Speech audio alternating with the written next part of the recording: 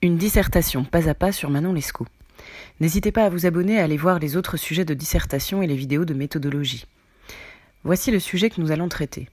Bien que le titre originel du roman soit « Histoire du chevalier des Grieux et de Manon Lescaut », la postérité littéraire a raccourci le titre pour ne retenir que Manon Lescaut. Manon est-elle la véritable héroïne du roman, selon vous ?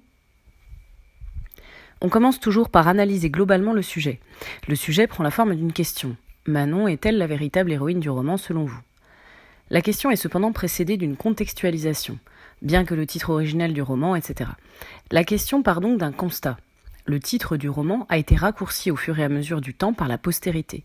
Ce titre raccourci fait disparaître le nom du chevalier des Grieux pour mettre en valeur uniquement le nom de l'héroïne féminine, Manon Lescaut. Est-ce que ça signifie que c'est Manon, la véritable héroïne du roman, et non des Grieux ? La question est une question totale. Oui, non. Ce qui implique un plan dialectique, une réflexion qui va peser le pour et le contre. Manon est-elle la véritable héroïne du roman ? Oui ou non ? Passons maintenant à une analyse un peu plus approfondie qui va nous permettre de commencer à problématiser le sujet, à identifier ses limites, ses paradoxes, ce qui pose problème dans l'affirmation. L'expression « la véritable héroïne » sous-entend que Manon serait l'héroïne réelle du roman et que des Grieux ne serait que le héros apparent. Ensuite, le mot « héros », « héroïne » est un terme polysémique qui a plusieurs sens. Voyons ces différents sens. Premier sens. Au sens courant, le héros ou l'héroïne est le personnage principal, celui sur qui l'attention du lecteur se concentre, celui qui est au centre de l'action, au cœur des enjeux de l'histoire. Essayons d'appliquer cette première définition au personnage de Manon en essayant déjà de voir les limites. On commence par ce qui semble évident. Oui, en effet, Manon est bien au centre de l'intrigue, c'est elle qui bouleverse la destinée paisible du chevalier. Sans Manon, pas d'histoire. Elle est l'horizon unique du chevalier, elle est la cause, l'origine et la destinataire de la plupart de ses actions, y compris immorales et criminelles. Par contraste, le chevalier semble assez passif. Il subit le comportement de Manon et ne fait qu'agir en réaction par rapport à elle. Donc il semble bien que d'un point de vue dramatique, c'est-à-dire du point de vue de l'action, des événements, c'est bien Manon qui est centrale. Puis, on cherche à nuancer, à remettre en question l'évidence, à mettre à jour un paradoxe, paradoxa. La doxa, c'est l'idée la plus répandue, la plus évidente, la plus acceptée. Un paradoxe, c'est ce qui remet en question l'évidence. L'évidence, c'est que c'est Manon qui semble être la maîtresse de l'action et le chevalier qui semble subir ses caprices. Mais il y a plusieurs restrictions, plusieurs limites à cette évidence. La première limite, c'est que Manon ne contrôle pas tout. Elle aussi est victime des événements, est victime de ses propres passions. D'ailleurs, passion est de la même famille que passif. Elle subit son penchant pour l'argent et le confort.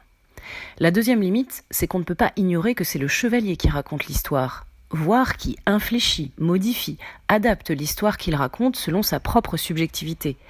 Manon est un personnage du récit du chevalier. C'est en réalité le chevalier qui a le contrôle du récit, puisque nous n'avons jamais accès au point de vue de Manon, dont les motivations restent finalement assez mystérieuses. On a donc identifié deux limites à l'affirmation suivante, Manon est la véritable héroïne. D'abord, certes, Manon semble toute puissante, elle est le centre de l'action, ce qui donnerait l'impression que le chevalier est presque secondaire, subalterne, qu'il est la marionnette de Manon. Pourtant, elle est aussi victime de la tragédie, elle subit comme lui des situations inattendues et malheureuses. Manon ne maîtrise donc pas plus sa destinée que le chevalier ne maîtrise la sienne. Ensuite, deuxième limite, certes, Manon semble omniprésente dans l'histoire, mais celle-ci est racontée par le chevalier, qui a le pouvoir de la raconter comme il l'entend, et où Manon est plutôt objet que sujet. Passons maintenant au deuxième sens du mot héroïne, plus moral. Un héros ou une héroïne est aussi un personnage qui incarne un idéal moral, un modèle proposé au lecteur en faisant preuve de qualités admirables, par exemple le courage, le sens du sacrifice, du dévouement, l'altruisme, etc.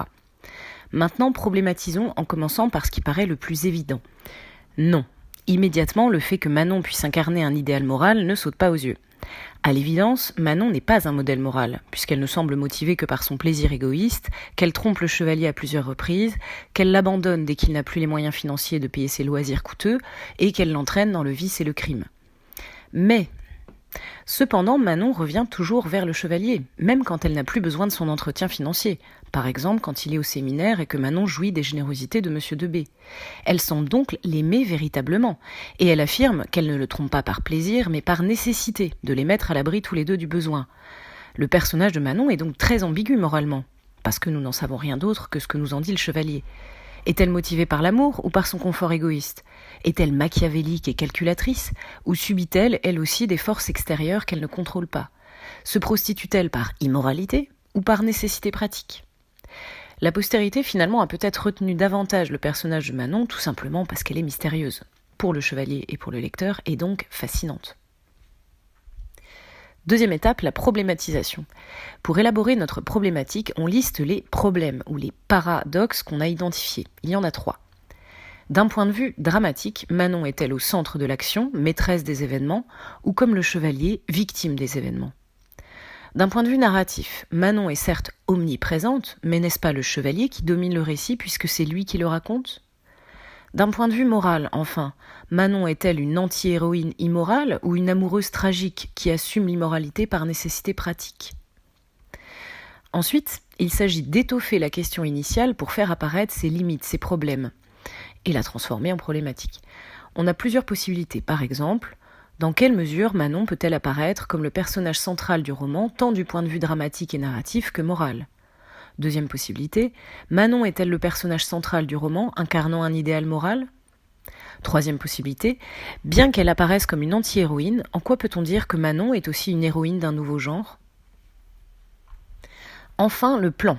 On a plusieurs possibilités de plan du moment qu'on cherche à nuancer dialectiquement, à peser le pour et le contre.